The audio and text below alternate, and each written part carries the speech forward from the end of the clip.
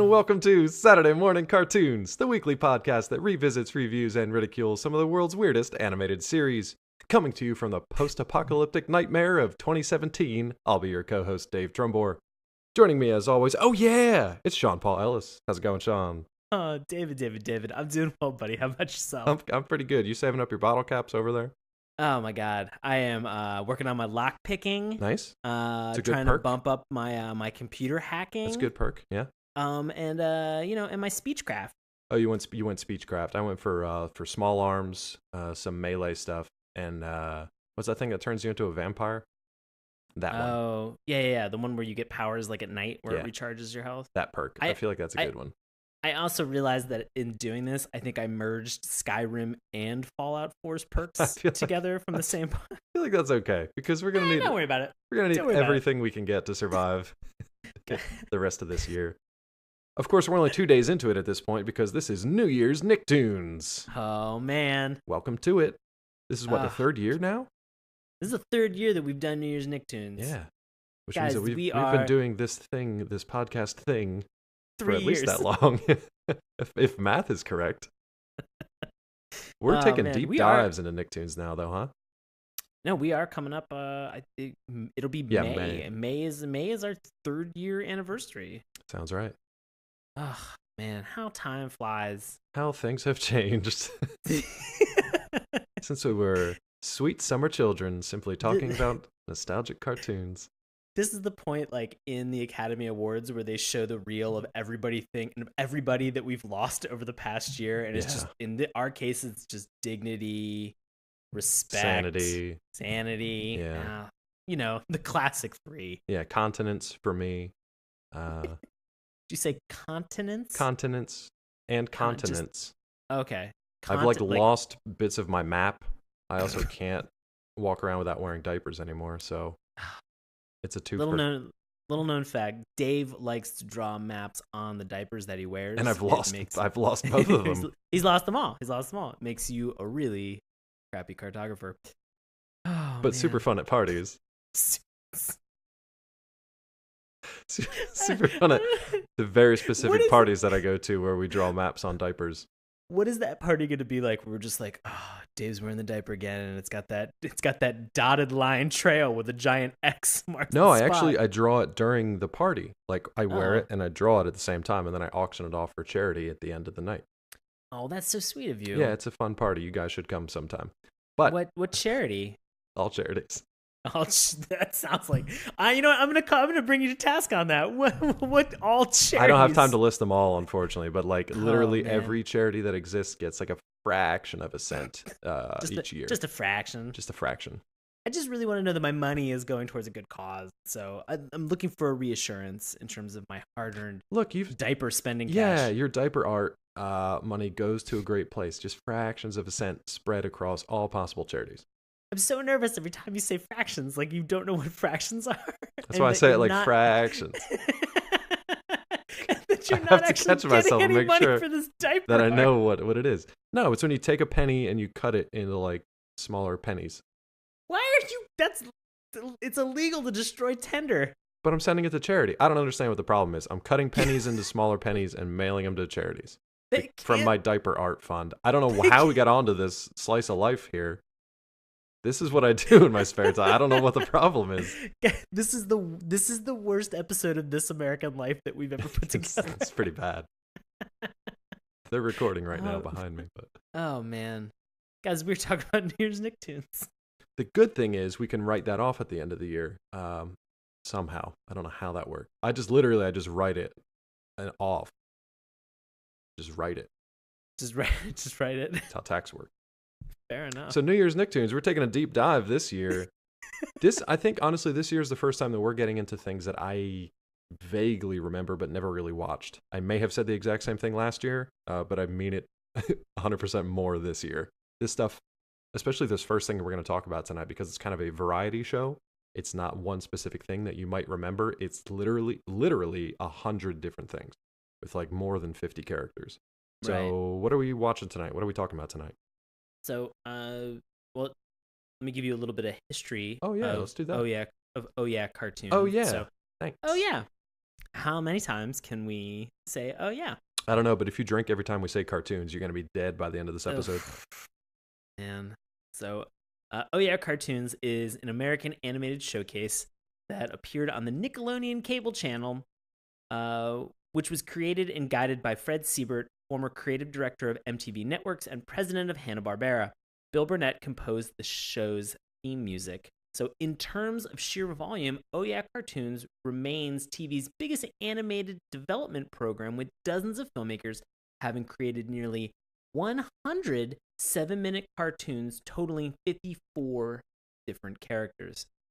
3 dedicated half-hour shows produced by Frederator were spun off from Oh Yeah Cartoons, which were Fairly Odd Parents, Chalk Zone, and My Life as a Teenage Robot. Now, you guys might recognize one of those because we did cover it on a previous episode. Man, that was a while ago for Chalk Zone. Yeah, that was. So we have definitely talked about Chalk Zone, but Frederator is one of my favorite groups to produce cartoons. Yeah. They do Bee and Puppy Cat they've worked with, but also Steven Universe, which is probably one of my favorite cartoons that is currently on air right now, with that and Voltron. I'll say it. That and Voltron on Netflix. Yeah, Voltron comes back for season 2 on January 20th. You guys can check that out. But yeah, definitely get caught up on the first season if you have not yet, because it is excellent. Yes, but Frederator makes great cartoons, and they work really hard with the artists to give them the opportunities to springboard all of these fun and fantastic ideas that they have. And so really great to see that, like, you know, sort of the genesis of Frederator kind of allowing people to move forward with some of their artistic endeavors. So. Yeah, they also have one of my favorite just like taglines, like at the end of the cartoon when they go through all the logos and stuff, that whoever produced that cartoon, what is it? Just like, what's the little icon or mascot that just yells Frederator? That robot? Is it robot? Yeah, I mean, they have like a robot that's like one of their main mascots that they have. But it just yells Frederator. That always warms my heart. Oh. More so than the shows, I'll say. I'm not the biggest fan of their work, but I have not watched Steven Universe, so I really have to get into that. But as far as this stuff tonight, and well, we've got a lot to get into and talk about, because as we said, you know, it's not like we've got such a variety of cartoons that came out of this evening, this watch, that, you know, it's fun. I kind of remember all of these shows very fondly. Really? I'll say this model of cartoon, right, where you had sort of like the 3 independent or the different clips, and you know, we ran into this last year even. You know, with Kablam, right? With Kablam, right. And so I remember watching Kablam a lot, and I think maybe Oh Yeah Cartoons was one of those things that, like, I again, like you mentioned, I was aware of it. I didn't really religiously watch it. It was something that maybe came like a year or 2 after I, you know, had moved, I think, to college at this point, and then found that I had the Cartoon Network. Yeah. And so then all of like the Johnny Bravo's Cow and Chicken. See, now that came from the What a Cartoon Show, or the cartoon right, cartoons. Exactly. So it was the same, same kind of thing. That was sort of like that and like Powerpuff Girls, but it was mainly because I did not have those cable channels at home in central Pennsylvania. And so the second I moved to Western Pennsylvania, they were just like, we've got all this new television for you. And I was like, I don't need to go to biology. It's at 8:00 in the morning. That's dumb. That is dumb. That's cartoon watching time. Exactly. Ugh. So now you know the rest of the story. So this was something that, like, you didn't get into either? No, like I vaguely, when I watched these today, at least just this one episode and a couple of shorts that we watched here, I vaguely remember these. But the tough thing is, like we said, there were nearly 100 episodes. And most of them, the majority of them, probably 60 to 70, were just one-offs. So they were just shows that they had characters that you saw one time from one short episode, and you never saw them again. And then a lot of them that eventually got made into full-on series, they had multiple episodes here before they got into their main series. Yeah, go ahead. And like, I really want to contend that the ones that maybe had the one-offs, there's probably a really great reason why it was a one-off. I'm sure there are multiple great reasons. I believe that one of those one-offs was in the triad that we watched for this one episode tonight. Man, it really could be anything, though, because there are certain ones that you're just like, what? How? And why is this a thing? There are bits and pieces of each of them that I see potential for multiple episodes. Not necessarily a full show, but multiple episodes. There are other ones where I'm just like, how is this even like allowed to be put together and actually like produced? But we'll talk about that. We'll get into that tonight. The reason we're not going to talk about the synopses for each of these individual shows is because, like we mentioned, most of them are one-offs. And to tell you the synopsis of one episode is to tell you the whole discussion, and there's not really a point. So the shows we watched tonight were from the first season, second episode, The F-Tales, 25-Cent Trouble, and Cat and Milkman. That was all from one episode because they just partitioned them into like, 8-minute segments. And then I watched 2 additional segments that came from other episodes. One was called Jamal the Frog, and the other one was called Blotto. 2 very, very different styles of cartoon. All 5 of these actually have like a very different style, varying degrees of weirdness, animation style, humor, theme, everything. It's weird to see how much variety is just in these 5 things. And it's really curious to me sometimes, if like when I was watching all of these like shorter cartoons that were in like a 1/2 an hour block, if the reason that I stuck around for some of them is that sort of mentality of just like, oh, well, in 7 or 8 minutes, it might be something totally new that I might really be interested in. And so even some of the cartoons now, I this is the second time I brought this up. Steven Universe, for every episode that they do, they typically do like it's somewhere around like a 9 to 10 minute episode, and they'll do 2 per half an hour block. Exactly. Yeah. And that model of things, I'm just like, well, that's great, because like in many cases they can tell a nugget of a story and then they can transition into something else as it escalates. And so I find that kind of storytelling sometimes very, very fun. Yeah. Because in many cases it seems like whoever was writing that episode, and I can't stress this enough sometimes, had a real clear idea of what they wanted to accomplish. They weren't just like, hey, let's put a weird thing inside of a trash can with a talking stomach and then a milkman. And you're just like, oh, yeah, no, that makes total sense. No, it does not make any sense whatsoever. And we'll get into that one too, because I think there's obviously pros and cons to that. I've kind of gone back and forth on that one specifically, but it does remind me of Adventure Time. So Adventure Time is known for just having like the 12-minute segments. And they do the same thing. What cracks me up about them, and it took me a while to kind of get used to it, is that they do tell this adventure that is a full arc, but sometimes they just end without any like real resolution, or like something just kind of ends and there's no like wrap up, there's no kind of message or moral. And for us growing up, always having like a PSA or something like that, it's weird to just have that, like you hit a wall and then you move to the next story. So I like it. It's just a very different style, and you're starting to see that more and more.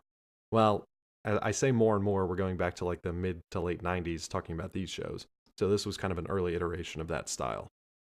And we should also mention that Adventure Time is a Frederator cartoon as well. So there you go. So that's where that kind of the DNA of the Frederator approach to things kind of comes in. It's a very different style from the traditional storytelling. But before we get into the stories tonight, we've got to talk about not so much a theme song as an intro to these cartoons. Okay. Let's talk about things. This struck a weird... I'm going to have to... I felt uncomfortable. Okay, let me say this. Yeah. I felt uncomfortable because so this introduction is a bunch of live action clips of kids either kind of talking about like what seemed like an off-camera prompted question that they were talking about. Like a tilted camera, like they're moving like documentary style. Yeah. Like a lot of weird Dutch angles to try to cams. make. Yeah. It's like a Jason Bourne movie. Oh God. So here's what freaked me out. This like presumably 11, 12-year-old kid that they focused on the entire time, who, and I'll say this because I can empathize with him. He is a chunky kid. He's a chubster. And it's exactly what I looked like when I was 11 or 12 years old. And so there was a moment watching it where I was like, the fuck am I Do you know who this kid grew up to be? Who? Joe Manganiello. No way. Totally lying, but that would be hilarious. Son of a bitch. That would be amazing. You asshole. I think he's younger I got than my us. hopes up that I might eventually evolve into Joe Manganiello as well. He grew up to be Sean Paul Ellis. Now, this kid's younger than us. But they did focus on this like one kind of chubby kid. And he's just like delightfully weird. There's nothing. Let's just call him Sean Jr. Sean Jr. Right? Sean Jr. That you had when you were 15. This kid, well, no, I mean, just like, no, I mean, and he was 11. Yeah, well, I'm more uncomfortable now than before. Let's just say Sean Clone if Sean Jr. is making you that uncomfortable. I'll call him Shango Fett. How do you like that? I like that a lot. Like Shango Fett? That is fantastic. There you go. So little Shango, he seemed so uncomfortable but very excited to be sort of the focus. Yeah. And I loved that. His earnestness about some of these segments was so genuine that like I was kind of watching it with a tear in my eye, like, oh Shango, you do this for me. I love you so much, you little dude. Look at you. Like he really, I'll say, as a kid Mm-hmm. from that age and that period of time, Mm-hmm. if somebody would have been like, hey, I want you to do something and I want you to be on camera and it's going to spotlight you, that would have been like no, don't make those eyes at me like this is getting creepy sexual, because it's not. I'm still uncomfortable. But I feel like this is a confidence boost that if I had gotten this in the 90s, I would have been like, you know what? Go me.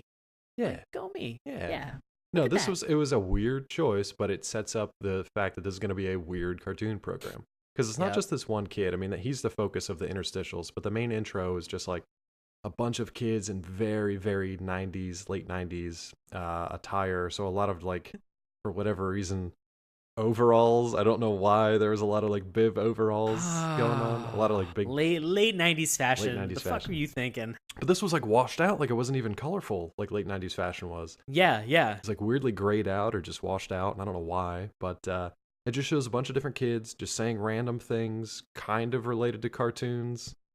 But they're not. But they're And not. That's what was so nerve-wracking about this, is because I was trying to figure out who the hell was the audience, because we're originally met with Shango Fett, Yeah. and Shango Fett says, he's like, watching a cartoon is not that difficult. And I was like, who's second guessing you? Why is this a question? Why is this a conspiracy theory now?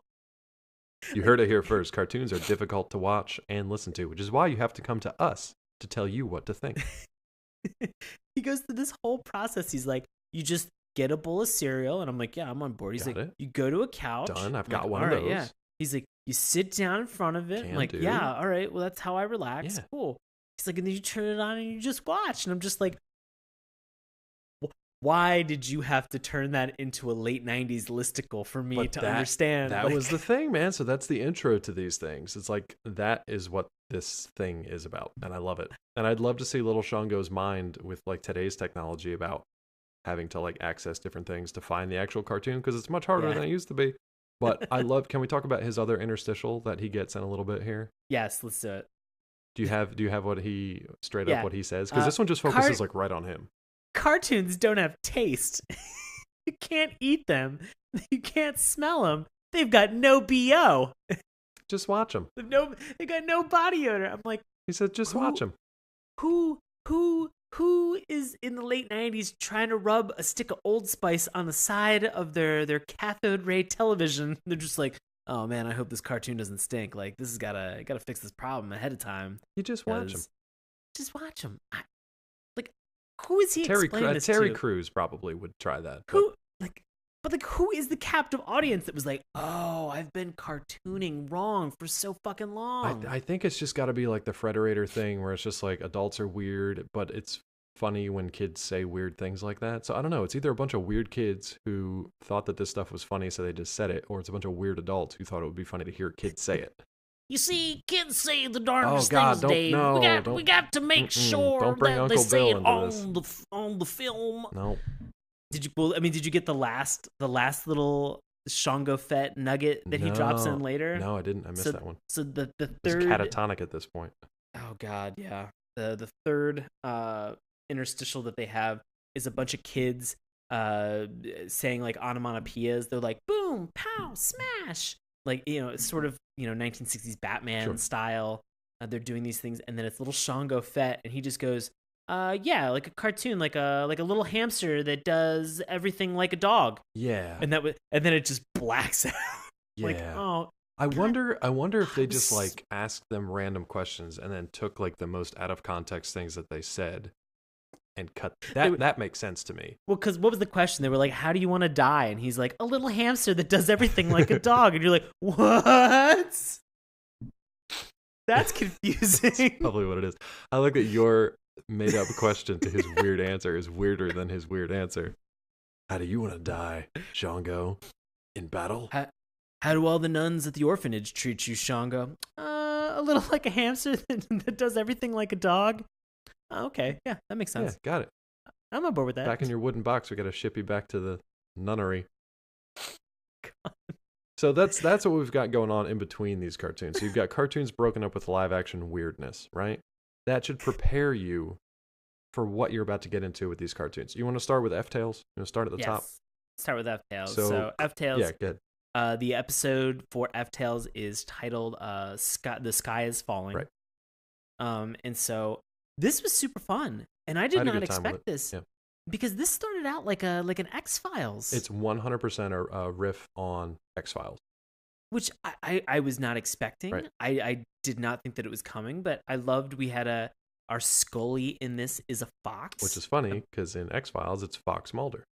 And she's a total fox. She's a total fox. She's an actual literal fox this time. She's a literal fox. Yeah. Did you in like an her FBI name? like get up, like the suit, the G-Men. And she's sort of in the same procedural kind of like scientific note-taking fashion like Scully is typing everything down. Yeah, and she's same delivery, same kind of like deadpan, same cadence, matter of fact cadence. Yeah, like I loved it. And then she's she explains to you and sets up all of the exposition that you need to jump right into this episode. Yeah, like without any questions whatsoever. I'm sitting here watching this and I'm just like, oh, this is a really fun little spoof and take on this. I was like, I wonder what else they're gonna do. And then they pan over to her partner, Chicken Little, old Chick Little, and reveals that he is concerned that the sky is falling, and that he's concerned. Yeah, he's concerned that the sky is falling because they are heading to the house of Mr. Pig, which has collapsed, and he thinks that it's because the sky fell. And go ahead, you were going to talk about their mode of conveyance. Well, no, I mean, so they like that is his concern, and he has this whole conspiracy theory, very Mulder-ish, of him to kind of have hunkered down on this fun, crazy idea. And you realize, like, as they pan back to show the mode of transportation that they're in, it's a station wagon that has a giant umbrella on top of it, like this Mary Poppins mobile that they're driving around in. Like, it's funny. Like, it's enjoyable to see. Yeah, and she even says, like, she makes mention of it. And she's like, we're the laughing stock of the agency because we're driving around with this friggin' thing. Right. But whatever. So it's great. And so you get to the pigs. His first house. What was his house made out of, though? Oh man, was it made out of hay? I feel like it was made out of straw. His house was made of straw. So immediately, if in any way, shape, or form you've ever read any fable or story, like when you were a kid, like that they're kind of like they've taken something from X-Files, like something relevant and modern at that point, and they're having fun with it, and then they're taking something that's a little bit more traditional with Three Pigs. Well, and Chicken Little too. Yeah. So they've taken and Chicken Little things. And what I really love about these variety of the cartoons is they do all these throwbacks to the older style of cartoons. The old Merry Melodies, the old Looney Tunes. We've seen, the Big Bad Wolf and the Three Little Pigs. I loved the old one, 30s or 40s, where it's like the jazzy Three Little Pigs. The whole thing is like set to like a jazz song. Like it's a jazz music, and like they're in the club at the end of it, and like that's a fantastic cartoon. And I feel like parts of this are like nods back to that, or just similar ones that took that same story and animated it. But they find little ways to have like bizarre little jokes in here, and you're constantly questioning the sanity of pretty much everybody involved, but mostly Chick Little. Because we get this moment where Chick Little so they get to the house made of straw and hay, and Chick Little immediately begins to so we have the fox who is she's investigating, and we have Chick Little who with his little beak is pecking at the remains of this house, which again, like, knowing what we all know about chickens, I'm just like, well, this is a fun way to be able to communicate the fact that he is an anthropomorphic chicken in this moment. To which then there's this fun response of just like, Little, are you feeding on the evidence? To which his response is genius, because this is such a fun world that they create now, is that he's like, I've trained my beak to be able to identify things that are in the evidence. And she's like, that's a cockroach on your tongue. And I like, yeah, he specifically says, like, I've trained my beak to find evidence of fallen sky, which is a fucking weird thing. Like, to train it for evidence is like, okay, bloodhound, whatever. But for fallen sky means nothing. And then I love how she flips it back on him when he finds a crushed cockroach just hanging out the end of his beak. There's tongue. But the creepy thing was when they found the dude, Mr. Pig, who's hanging out underneath the straw because he's been crushed by a pile of straw from his house. Right. He's not in great shape. No, he's not. And he's just making like, it's that it's almost a conspiracy theorist's dream for 2 seconds, because he's like, sky. Are you saying sky? Sky is falling? Sky? Scott. No, not Scott. You meant to say Scott. Scott. My brother Scott. No, don't listen to him. Like, he means sky. He means that the sky is falling. Nah. Talk about Scott. We talk about Scott. I'm being coy and talking about Scott. So who's Scott? Tell me about Scott. What's Scott have to do with anything? Turns out that Scott is his brother. Oh yeah, his brother Pig. So like a second little pig. Yeah, a second little pig. I feel like he probably lives in a house, but not made of straw. It's probably made of sticks. You think it's made of sticks? What's one thing you can? Okay, so you can build a house with sticks. What's another thing you can do with sticks? You can throw them. You can fire them from a bow and arrow, like an archery bow, at the FBI when they come calling to your house. Yeah. So they arrive on the scene and they are immediately attacked. Yeah. And it was a great little shootout, though. Yeah, they have this like fun little shootout to the point where then suddenly Little is just like, "Follow me, Fox," and they do this like fun mad dash towards the house where they are like ducking and jumping over everything, including the kitchen sink. It was like watching like Mario Run or something, like watching a side scroller as you dodge stuff. Except at no point in time did it prompt you to pay $9.99 for a game that you don't really want to buy. That's true. Yeah, there's no Candy Crush buy-ins. Yeah, you pay to win. So they get all the way up to the door, and then they have, as you were mentioning, this fun little like, run where they're getting up there. Now they have this fun little fight. Yeah. We have a fun little shootout, fun little run, fun little fight inside of the thing, and it's very comical. It's very enjoyable, especially when suddenly, oh no, we get this big windstorm that's coming in. Where'd this windstorm come from? I don't know. Conspiracy, big giant windstorm machine to attack the government. I love the way that they use this in the fight, though, because they use the wind blowing in from the side to do a whole bunch of gags in a very short amount of time. So much. It was so enjoyable. So like Scott throws, I don't know, he throws like a barbell at Agent Fox to try to like knock her out, but it ends up getting caught by the wind and coming back and knocking him out. So she just like holds up her handcuffs in the air and just tosses him into the wind, and they attach right to his hands, so he's tied up. Just great, like really, really smart humor with stuff like that. It was just simple and fun. They had a really good time with it. And I love that when they explain to him, when they ask him, they're like, "Why did you attack us?" And he's like, "I've been awake for 3 days and I thought you were him." Yeah. And you were just like, what? Because we see a shadowy figure as they leave the first brother's house. Well, and he looks at the fox too, and they have this kind of like overdub of a wolf silhouette over her face. So now in this second, we sort of see who this shadowy figure actually is, this big bad wolf. Oh, I never would have guessed. And so they're just like, oh man, guess what? We have a third brother. His name's Percy Pig. Percy, I hate to admit it, is probably closer to my style of a pig. He is very particular and he is very clean. Oh, so if you were a pig, you would be Percy. I mean, I am a pig. So I feel bad we never got to learn about Mr. Pig. We don't even know his first name. We just know that he's crazy at this point. Yeah, he's just insane. Yeah. So we get Percy there. He is he's very particular and he is very annoyed at his 2 younger brothers because he's saying like, look, this every year the same thing happens. Same thing happens. All right. Fox gets released, or this big bad wolf gets released. And then we call the cops and he gets arrested and they throw him right back in jail and then they release him the next year. Yeah. And I'm thinking to myself, like, what is he being like? Is it assault charges? If that's the case, it seems like he's a repeat offender, and it seems like a 3-strike you're out kind of policy. Well, I don't know if they're in California, but I feel like the house destruction thing probably carries a fairly steep penalty because he gets out of prison, he blows over his first brother's house, he blows over his second brother's house, and then he exhausts himself at the brick house. And Percy keeps saying his idiot brothers, they're welcome to stay with him, but they don't want to. At which point he yells at one of them to use a coaster. Yeah. Because they're like putting their drink directly on the table. Use a coaster. I've done that before. But it's hilarious because it just tells you what kind of person this little guy is. However, there's a twist this year. The wolf is not outside. He's inside the call is coming from inside the house. Mother Goose! Which is such a great exclamation to scream when the bad guy finally reveals himself. It's just, Mother Goose! Of all the exclamations in these shows, that's the best one. The worst one is catastrophic, and we'll get to that in a little bit. It's Jesus Christ. Okay, so now the wolf is loose among the pigs, right? But he's also loose among the chickens.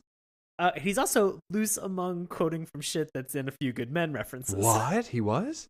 Yeah. Oh, yeah. Yeah, you're right. Because they just go, he pops out of this chimney and he goes, you want the truth? You can't handle the truth. Which, if you're a parent and you're watching this with your kid, what a nice little subtle nod to just be like, we're making jokes. Yeah. Jokes that you can you can understand that reference. Because you're stuck here with these little idiot spawn of yours and you got to watch this crap. We're going to give you something. Not little Shango Fett. He's loving it. They don't smell. You just watch them.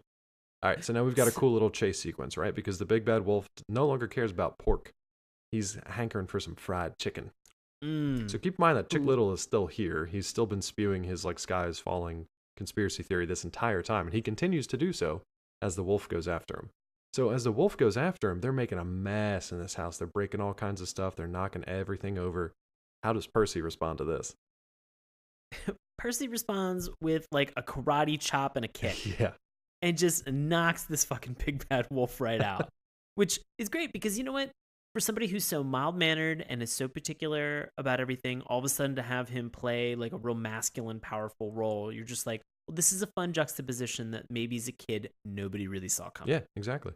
And it's just because the way it triggered him to get to that point was really funny. And then they twist it on you again because you think, they've called the cops. When they show up, they're just going to arrest the big bad wolf. And they're going to take him away and, happily ever after.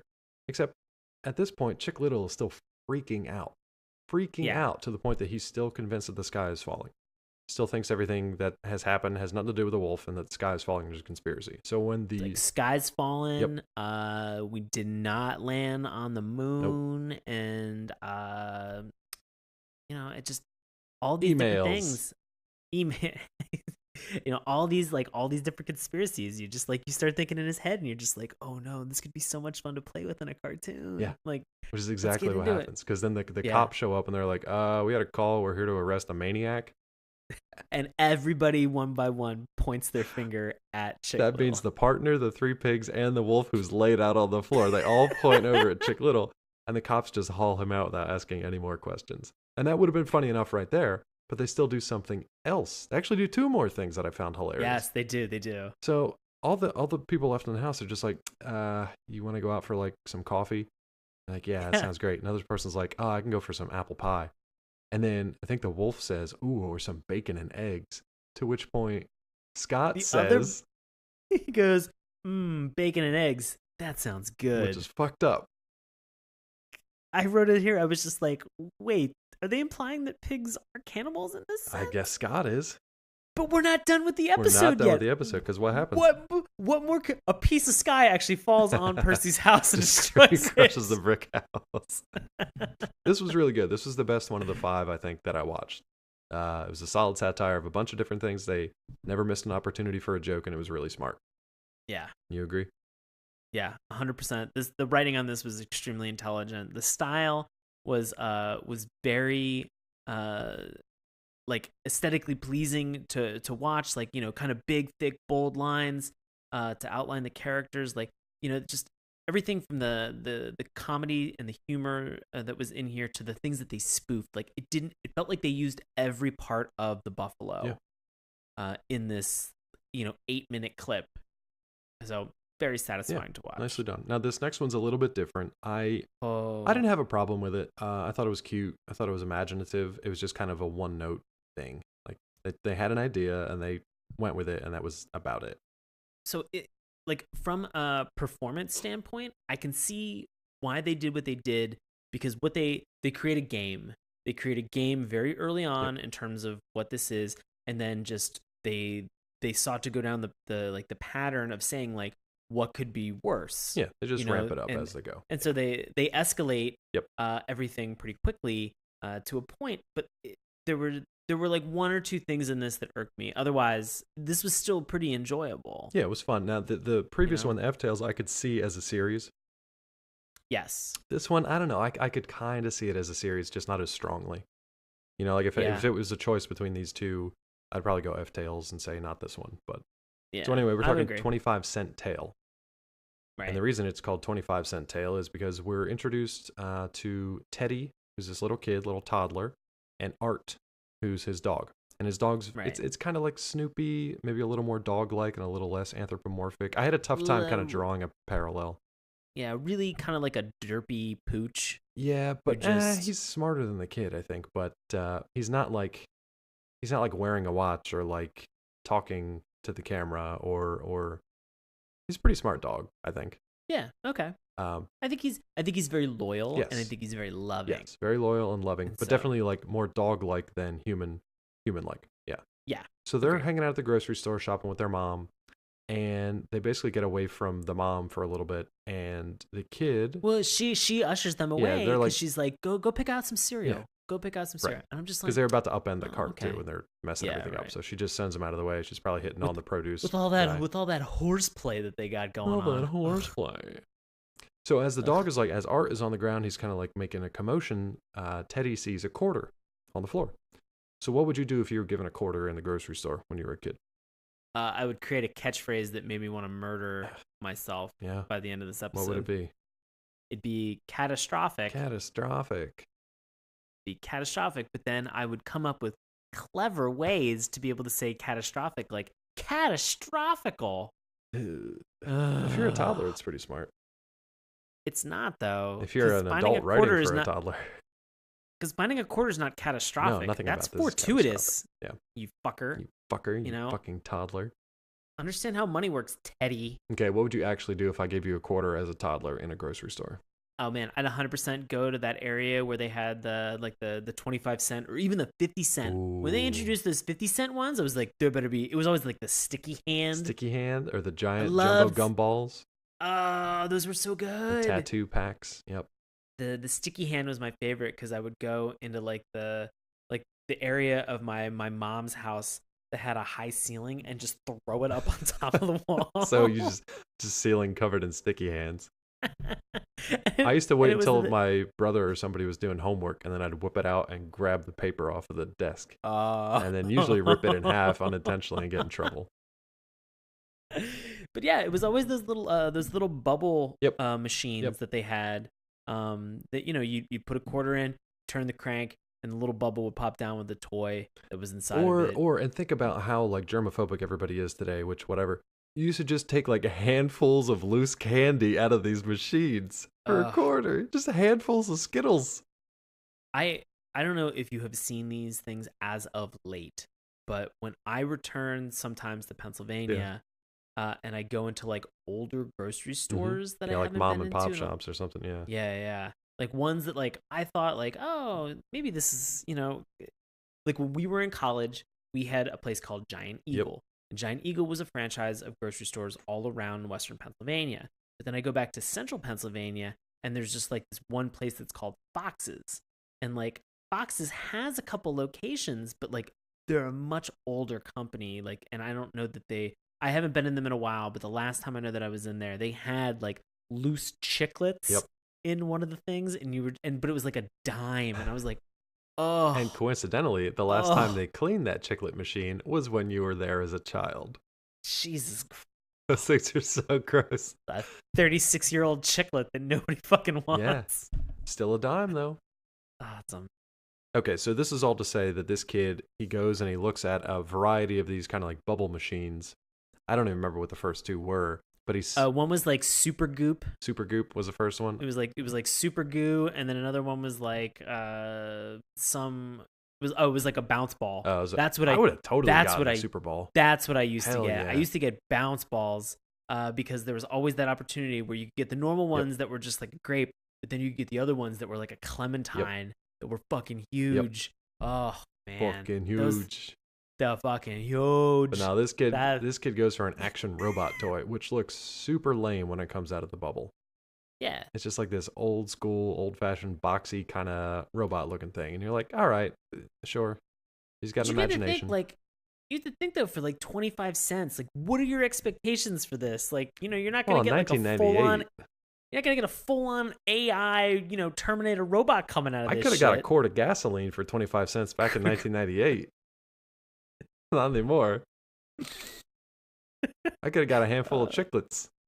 I could have got two handfuls buddy. of chiclets Two and a handfuls half. of chiclets. Or an action robot. So this was kind of cool. This is where I started to have fun with this one. Because basically Art the dog just wants to play with his buddy. Like they just want to play and have fun. But now Teddy's got this little action robot and he's like, well, okay, we're going to let this thing kind of like march around and I've got lasers and blah, blah, blah. The cool thing is it actually starts to kind of like go through these stages of evolution. So it's like Right. its arms grow a little longer and its head kind of pops up a little bit and it's got these little lasers that shoot out and they kind of zap Art in the nose. And that sets up what Sean was talking about with this game where Art wants to entertain Teddy, but the robot wants to kind of protect Teddy / just kind of get the dog away. He wants to be the star of the show. It's kind of this It back and becomes forth. this like it's this game of one-upsmanship between like the dog. The dog will do something. Art will do something that is seen as being genuine and entertaining. The robot's response to it is to adapt to that situation and then destroy whatever Art is doing. As like he continues to evolve into a bigger and a bigger robot. Right. So it's like it's easy, and you can see the trajectory, from like the first like 1 to 2 evolutions. You're just like, oh, okay, I now understand and I can see the setup of everything where this is going. Yeah, so. there weren't really, I mean, that was really the only surprise where it was like, oh, this robot kind of goes through these stages of evolution where like it gets a little bigger and then it fires a rocket and then it becomes like this little hover bot and it can kind of move and carry Teddy around. Then it becomes Right. kind of like man-sized and then Spider-Bot. super-sized. And Spider-Bot was pretty cool. So, I mean, they Yeah. definitely had some fun with that. And Art is just kind of the old school classic kind of like he's juggling, he's, catching oranges in his mouth and making a goofy smile. And Is that a dog thing? Do was dogs like put oranges in their a mouths and are Godfather just thing, I like, guess. I don't know. see what I'm doing?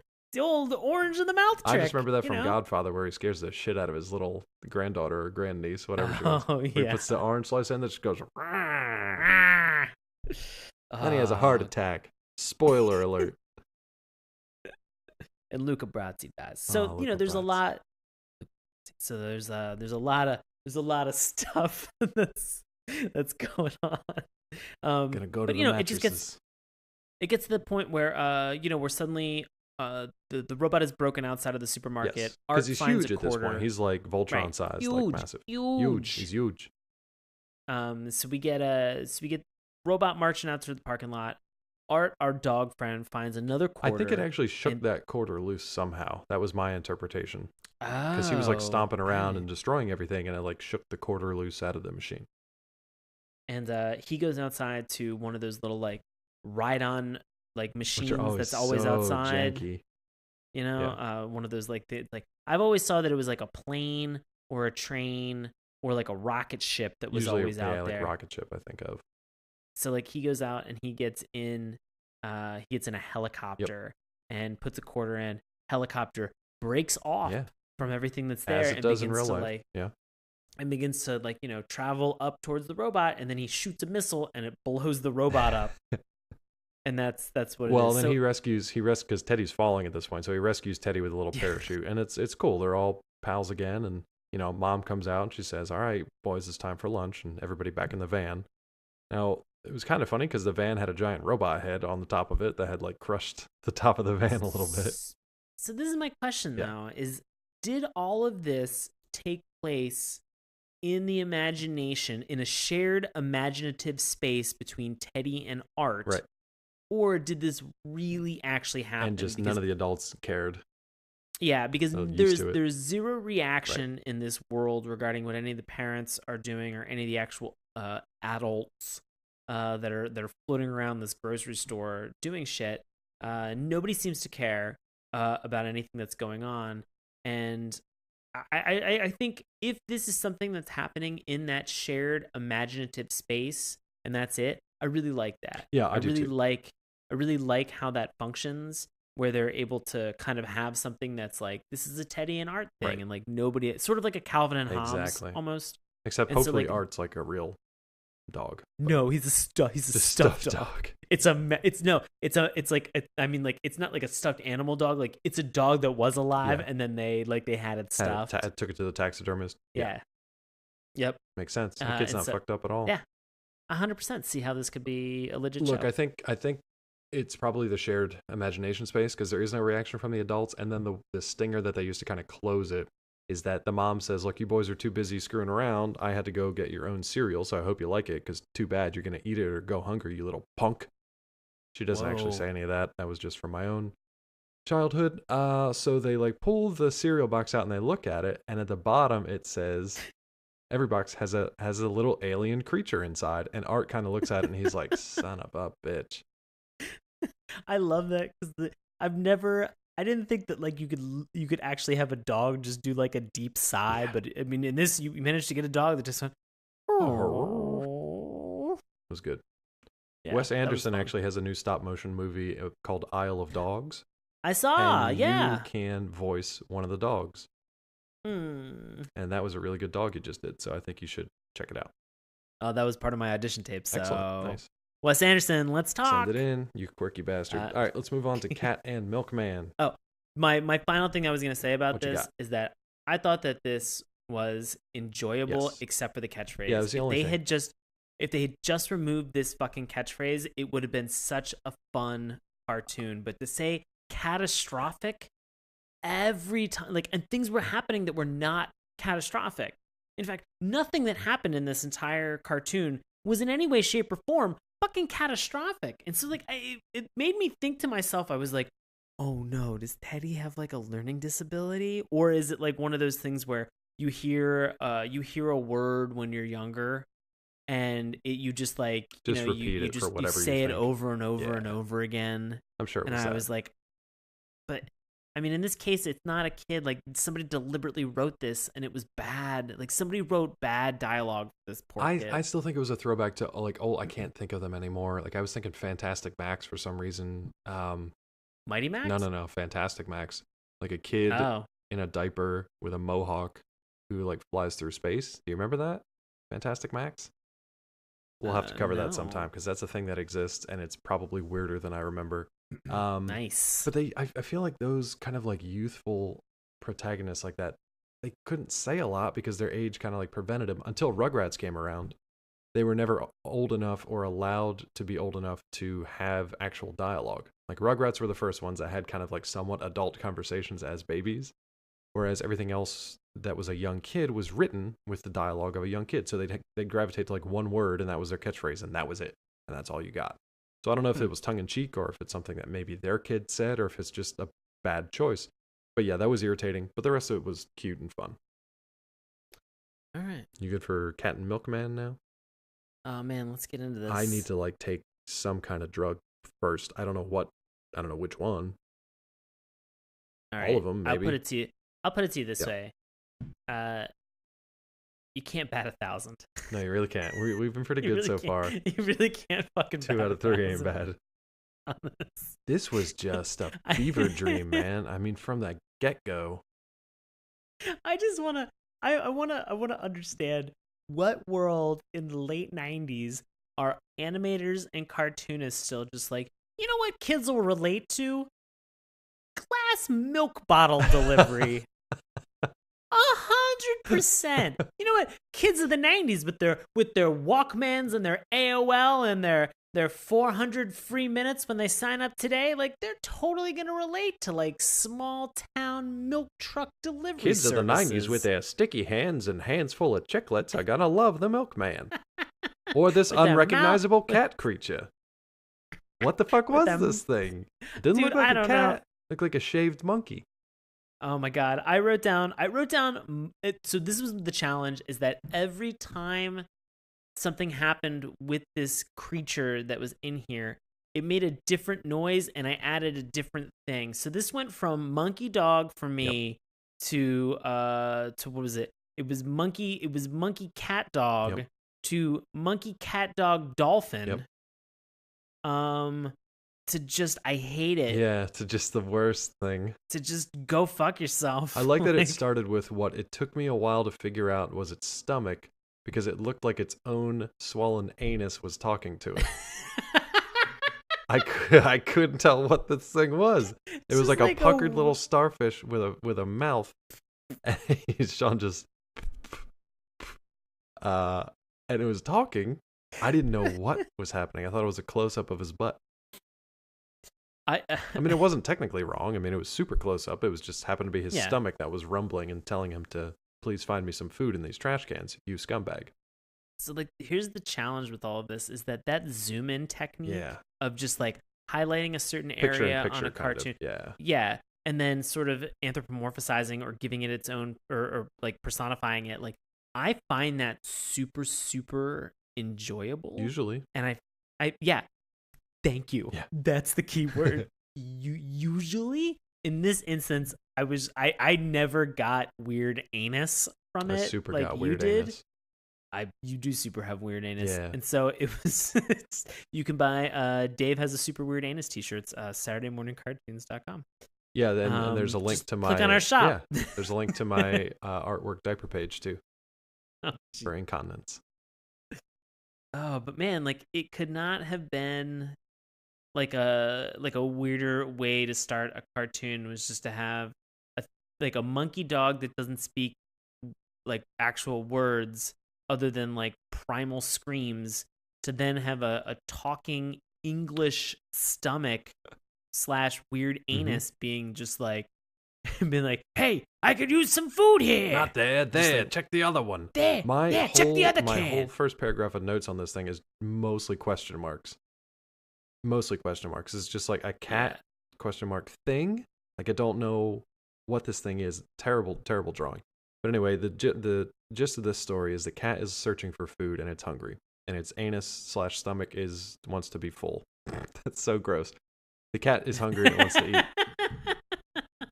So at some point, we're introduced to this like milk truck that's just like driving around, and I think the cat, for whatever reason, just like throws a trash can lid, turns it into like a discus, right? Yeah. And it basically to which then Jerry Lewis was just like, yeah. Jerry Lewis as the milkman gets really concerned because he's just like, oh my god, an unidentified flying object. Yeah, Jerry Lewis circa 1965. Yeah, it was bad. Real bad. It's a bad impression. You should feel like I just to give you guys. So, as Dave mentioned, I just want to give everybody like an idea of what the dialogue is and how bad it is in this cartoon. So, trash can lid gets thrown.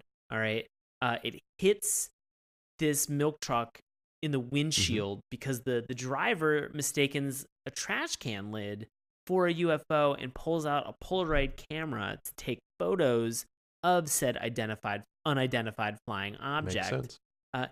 In the process, almost crashes his entire milk truck, and almost kills this weird animal, which I contend would have made this cartoon 1,000 times better. If he just murdered it first. Just wrapped it up within the first like minute. But then so Jerry Lewis gets out of the truck and he goes, "Oh, sorry, I scared you. Did you see the spaceman that made my milk truck go cuckoo nuts?" Like, I checked out at this point. I checked out. I just went, oh, fuck There this. was so much just frenetic energy and back and forth and stuff that didn't really seem to connect to each other that I honestly like. I can't give you a play-by-play. I just kind of checked out. There was one or two funny lines or interactions for me, but it was mostly just kind of like this weird cat and mouse chase, because the cat is now chasing the milkman to try to get the milk, but the milkman's trying to deliver the milk and keep the cat from getting it, and it's just like, why is this the thing? Like, I get the idea of it. The execution was just pretty bad. It was really strange. Yeah. I do like that they interacted with like various people in the neighborhood that were super bizarre, and like they were almost out of like Rocko's Modern Life. Like that level of absurdity. The thing that was really I don't know. Whenever you download audio software, like if everybody has GarageBand, or if you get like Audition or like Logic X, for all of these different things, they typically will download and install like a library of sound effects and different Foley that you can use. this cartoon sounded like somebody discovered that on their computer, like where that cache of all these SFX were located, and was just like, oh man, Let's use just them got that all. classic, that porpoise noise that I've been dying to get, and oh man, Can't and wait we've to got use it all in these, Cat and Milkman. yeah, we've got all these things that we can use in this, so can't wait. This will be great. It seemed like a master student, like an art school, like students, like master thesis that they were presenting, that somebody would have been like, yeah, you know Let's what, dial that back a little bit. we're just gonna fail you ahead of time, because this is, oh no, Nickelodeon picked it up. Son of a bitch. Well, the good news is It's they just didn't not- actually pick it up, as far as I know. This is the once and only Cat and Milkman. Look, I found a couple funny scenes. One was, for whatever reason, the dude's, I think his hand is like in the cat's mouth. I think he had his hand on the bottle and the cat like bit around his hand. Yeah. And then his hand or something in his mouth screams, gingivitis. Ah! Yeah. Just like, okay. I'm all right with that, I guess. That's kind of a funny Yeah, thing. because 30 seconds after Yeah. that, they're both like jumping towards the truck in that like kind of slow motion, and they use that like $6 million man, like that. And again, it's like somebody was like, oh man, I can't wait. It's as if they had all the sound effects and then we're just like, man, we should create a cartoon, right? Like, Just we don't need to write a around sound story. effects. Guys, we have all this sound effects. What are we going to do with it? We can't waste it. We got to use them all. No! This is a trial. We've got 30 days to use it all. And they did. Stop Moral it. of the story, they did. Close your laptop and then just put a bullet in it. And look, there were moments here. So like the super patriotic dude and the wife beater was funny, aggressively funny. The old lady was not super funny, but like, oh, a man in uniform.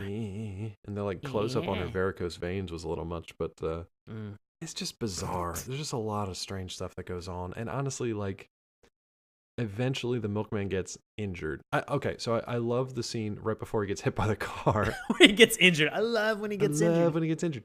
Right before he gets hit by the car the first time, his life flashes before his eyes, and it's the saddest life I think you're probably likely to see ever. He's playing limbo. He's a young man with curly mop of red hair just playing limbo. That's it. That's it. Bummer. That's it. Little Sean go. It's his best moment. Hmm. Sad times. But he's fine. He doesn't actually get hit by the car. However, it does land on him from above. Again, we've had like, it could have, we almost had Milkman hit the cat, and then we almost had the cat just kill the milkman. Like, we could have wrapped up this cartoon twice. Oh, it happens like multiple times too. It's just We had constant. so many opportunities. Ugh. So anyway, at this point, the medic takes the milkman into the hospital, and I love that the doctor is talking to Mrs. Milkman. Yeah, but it's his mom. But it's his mom. So, I guess he is the milkman's son? Is that the whole joke they were trying to set up?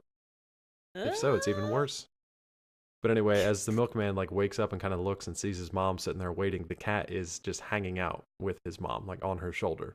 So then he just freaks out and bounces around like Daffy Duck in hunting season and just takes off out of the hospital. And that's it. That's all you see.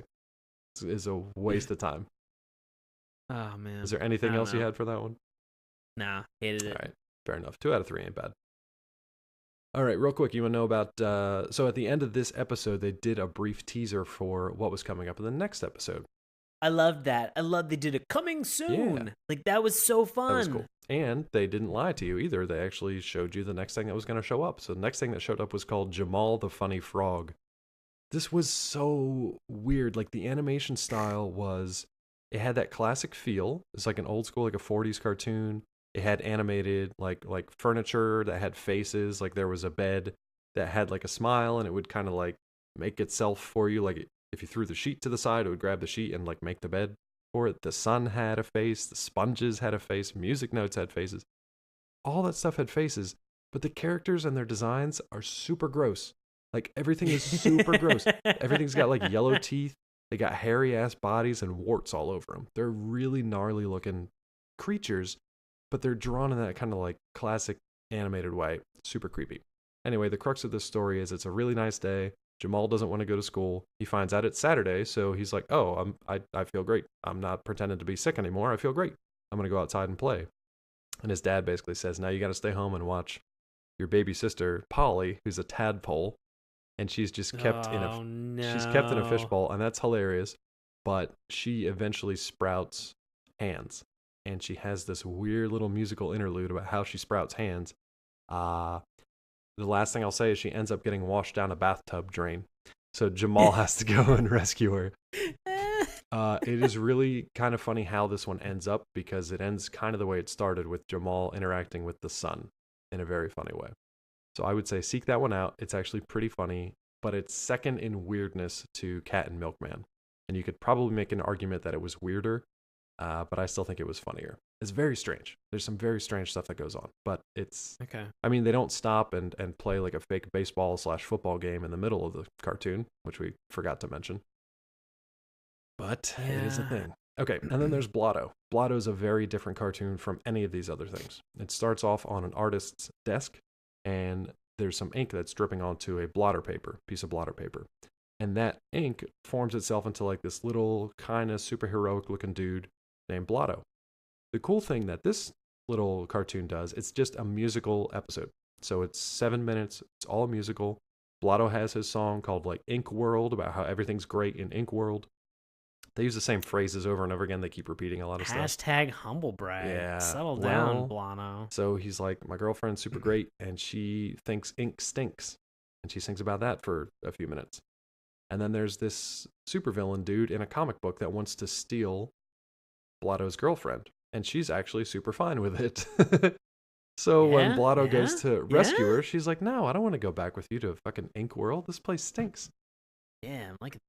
It's there's more to the story than that. There's a few more characters that are introduced, but it's strange. And it's just musical. So it's weird. It's like watching one of those old musical interludes that does tell a story. It's just in a very different style. So I would seek that one out too. I don't think it's like series worthy, but as a one-time standalone thing, it's pretty cool.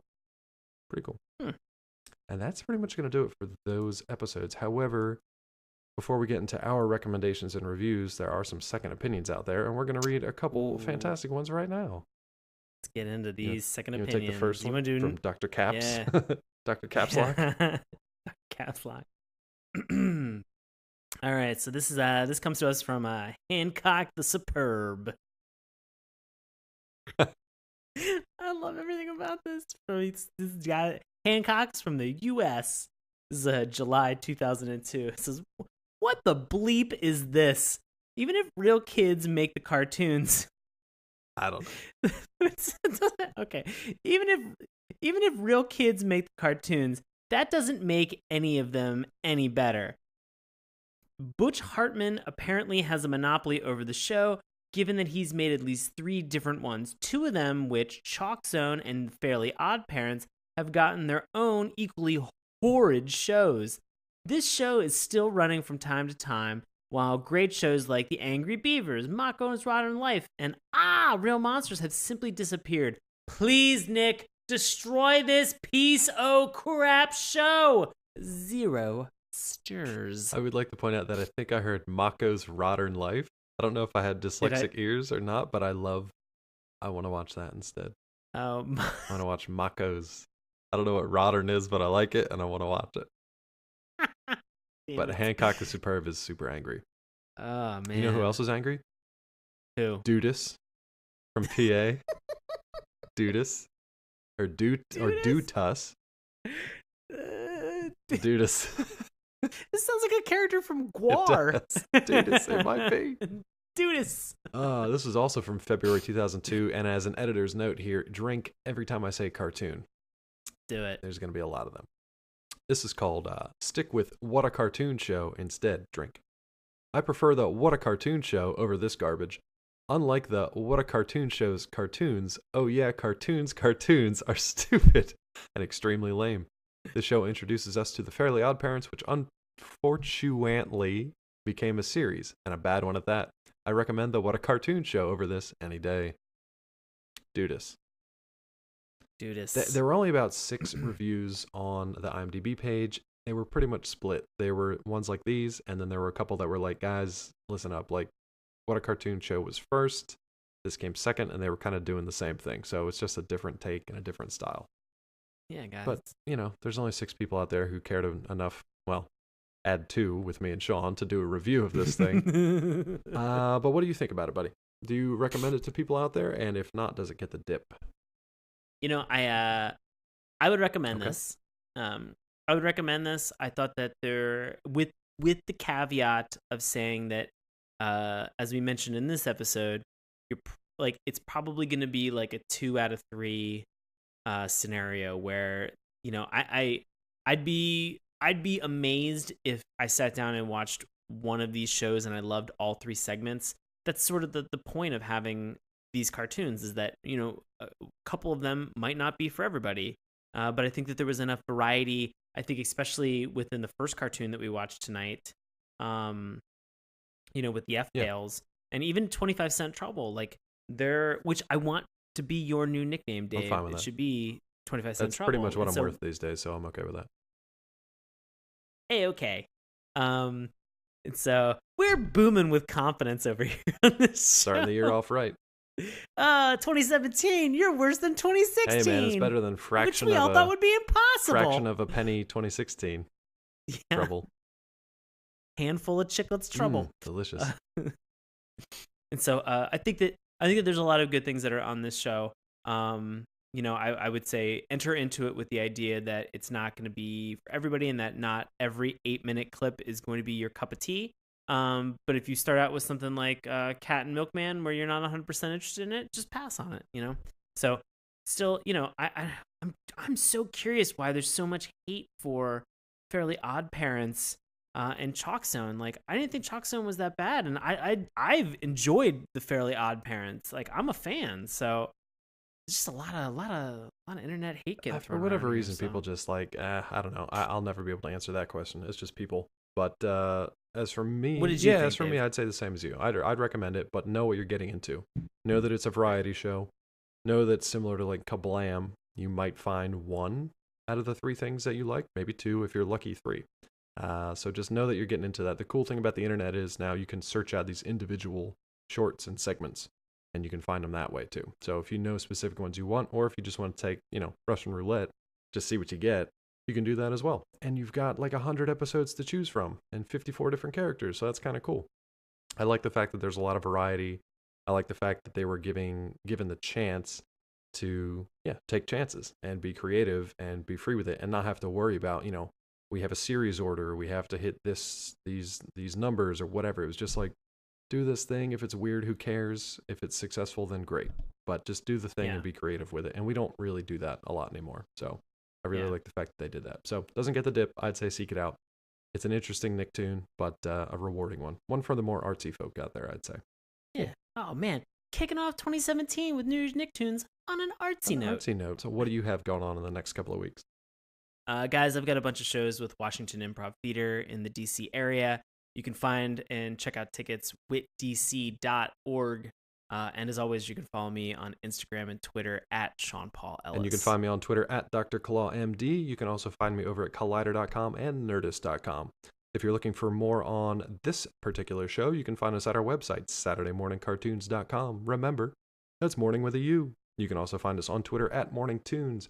Check out Sean's handiwork on our Instagram page. Keep the conversation going on Facebook, and take a listen and like us through YouTube, iTunes, Stitcher, and Google Play. As always, you can send us any requests or contact info or whatever that you want to send us through email, SaturdayMorningCartoons@gmail.com. Guess what? Still New Year's Nicktoons. We've got a jam-packed month because we actually have 5 weeks in this month. So we get to deliver 5 New Year's Nicktoons. What do we got coming up next week? We've got the smashing Wild Thornberries. This is really, of all of these, the only one that I remember like pretty solidly. Really? Because I remember the last 2 at the end of the month. I really don't remember these next 2 weeks. So this I'll carry us through, and you bring us home. How does that sound? We can ET it, and then we'll reverse ET it. Yeah, and then we'll roll around in stamps. Oh my! I'm never gonna get rid of it. I can't wait. Oh, I do it in the nude. I don't know if I mentioned that. Ah, Nude stamp rolling. It's the new trend. a lot of stamps. They're forever Oh, stamps. oh And my they God, don't come off easily. It's forever stuck in my Yeah, fucking they don't head come now, off Dave. easily. So Forever stuck to my thanks. sensitive part. Oh boy, you censored I yourself on did. that. I looked to the side to make sure our sensors were okay. Sponsored by stamps.com. All right, guys, thanks for joining us for this first installment of 2017 New Year's Nicktoons. We will see you next time. Thanks for listening. Hey, everybody. Thanks a lot for listening to Saturday Morning Cartoons. Now, if you'll excuse me, I have to transform and roll out. More so than the shows, I'll say. I'm not the biggest fan of their work, but I have not watched Steven Universe, so I really have to get into that. But as far as this stuff tonight, And well, we've got a lot to get into and talk about, Yeah, because as we there's a good said, you know, variety. it's not like we've got such a variety of cartoons that came out of this evening, this watch, that, you know, it's fun. I kind of remember all of these shows very fondly.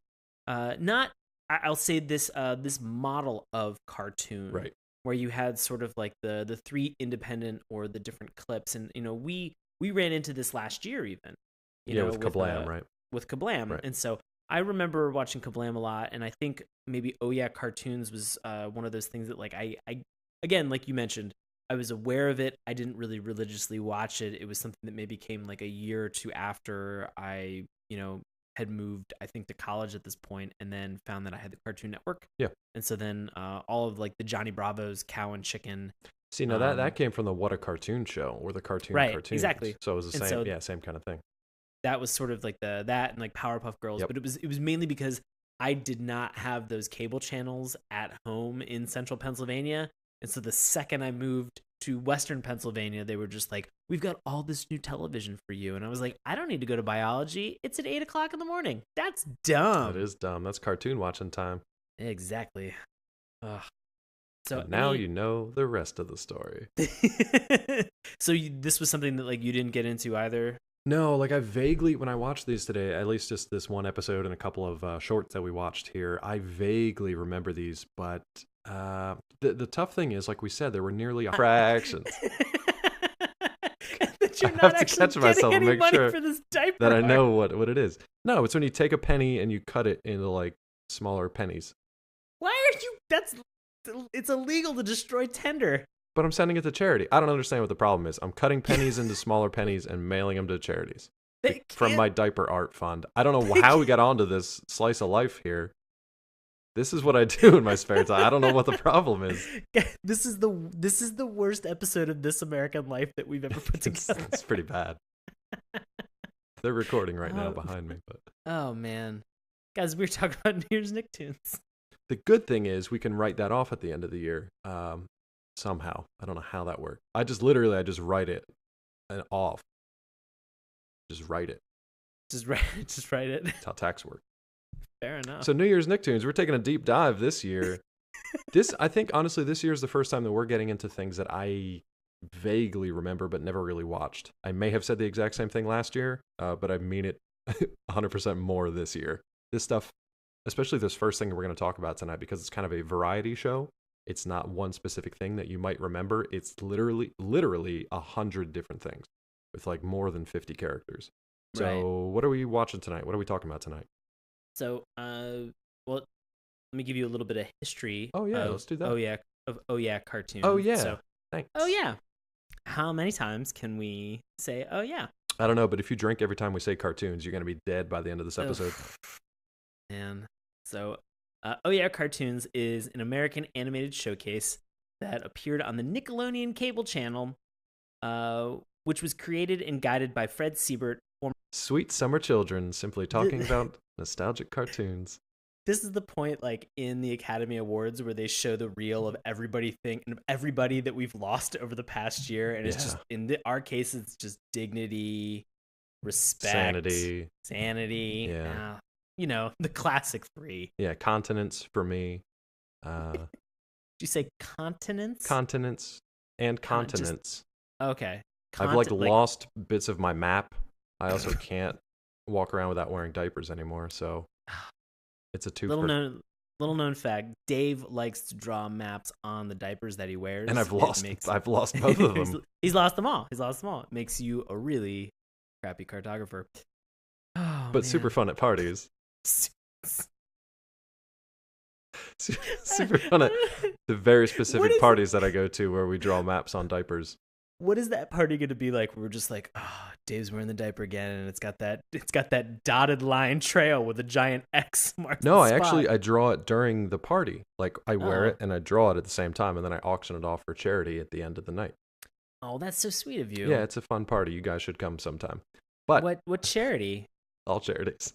Oh, that sounds like you know what, I'm gonna bring you to task on that. What all charities? I don't have time to list them all, unfortunately, but like literally man. every charity that exists gets like a fraction of a cent each year. Just a fraction. Just a fraction. I just really want to know that my money is going towards a good cause. So I'm looking for a reassurance in terms of my hard-earned diaper spending cash. Yeah, your diaper art money goes to a great place. Just fractions of a cent spread across all possible charities. I'm so nervous every time you say fractions, like you don't know what fractions are. That's why I say it like... Former creative director of MTV Networks and president of Hanna-Barbera, Bill Burnett composed the show's theme music. So in terms of sheer volume, Oh Yeah Cartoons remains TV's biggest animated development program, with dozens of filmmakers having created nearly 100 7-minute cartoons totaling 54 different characters.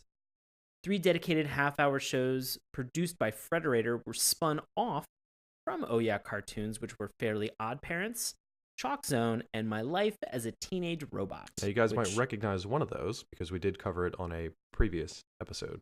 Man, that was a while ago for Chalk Zone. Yeah, that was. So we have definitely talked about Chalk Zone, but Frederator is one of my favorite groups to produce cartoons. Yeah. They do Bee and Puppy Cat they've worked with, but also Steven Universe, which is probably one of my favorite cartoons that is currently on air right now, with that and Voltron. I'll say it. That and Voltron on Netflix. Yeah, Voltron comes back for season 2 on January 20th. You guys can check that out. But yeah, definitely get caught up on the first season if you have not yet, because it is excellent. Yes, but Frederator makes great cartoons, and they work really hard with the artists to give them the opportunities to springboard all of these fun and fantastic ideas that they have. And so really great to see that, like, you know, sort of the genesis of Frederator kind of allowing people to move forward with some of their artistic endeavors. So. Yeah, they also have one of my favorite just like taglines, like at the end of the cartoon when they go through all the logos and stuff, that whoever produced that cartoon, what is it? Just like, what's the little icon or mascot that just yells Frederator? That robot? Is it a robot? Yeah, I mean, they have like a robot that's like one of their main mascots that they have. And it just yells Frederator. That always warms my heart.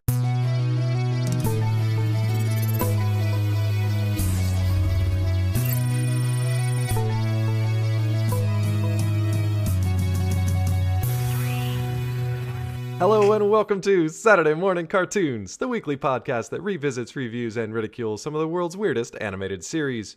Coming to you from the post-apocalyptic nightmare of 2017, I'll be your co-host, Dave Trumbore.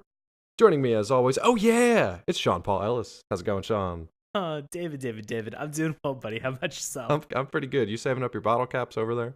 Oh my God, I am working on my lock picking. Nice. It's a good trying perk. to bump up my my computer hacking. That's a good perk. Yeah. And you know, and my speechcraft.